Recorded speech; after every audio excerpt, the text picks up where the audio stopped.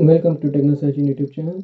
So we have some news regarding the data from myfactory.de. It's a German retailer, and we have some data to go over regarding GPU sales and GPU cards retail sales for week 3. And here you can see like RTX 4070 has sold 545 units, which is more than RX 7900 XT and XTX combined.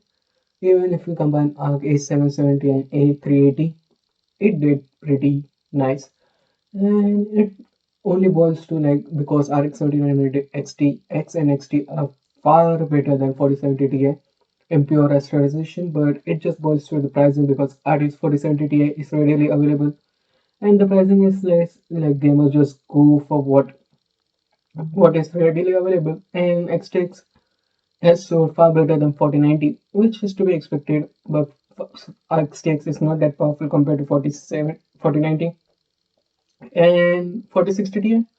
We know it is similar to last gen RTX 3070. Let's just hope that it might not sell good, but let's just hope it is far less pricing. Moving on, RTX 6000 series has been launched, 8th generation of graphics cards for server sides, and it is bad. It is launched for it is Ada Lovelace architecture and it has been launched for server professional build, but it costs you 6 grand. Yeah, 6,800 bucks, which is way higher compared to previous generation A6000, which was 4,650.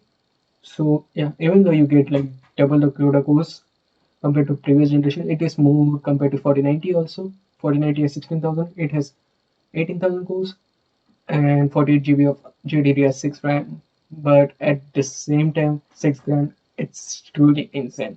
Like what NVIDIA is trying to push in server segment. Like AMD is also doing good. Like AMD's processors, I think it's 2000 or 3000 start, and it has a total board power of 300 watts, which is way lower compared to RTX 4000 series.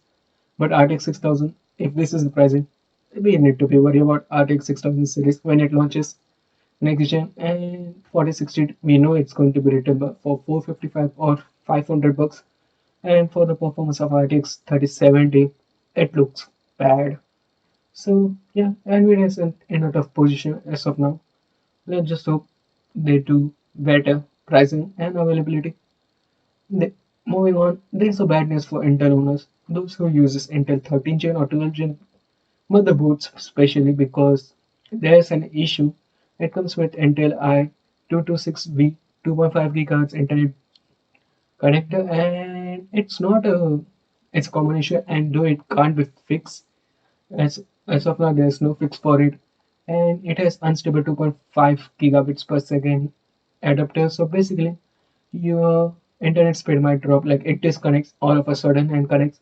So yeah, it has this issue in the previous generation controller also, and for that place, you just had to force it to 1 gigabits Ethernet mode and it would work.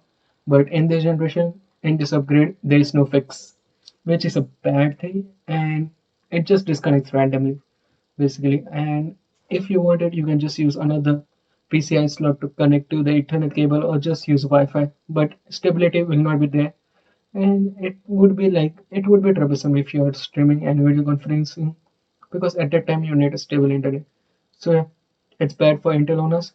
Moving on, we have some news regarding X3D parts 7950 X3D, which was going to be launched on 14th Feb, then it got delayed.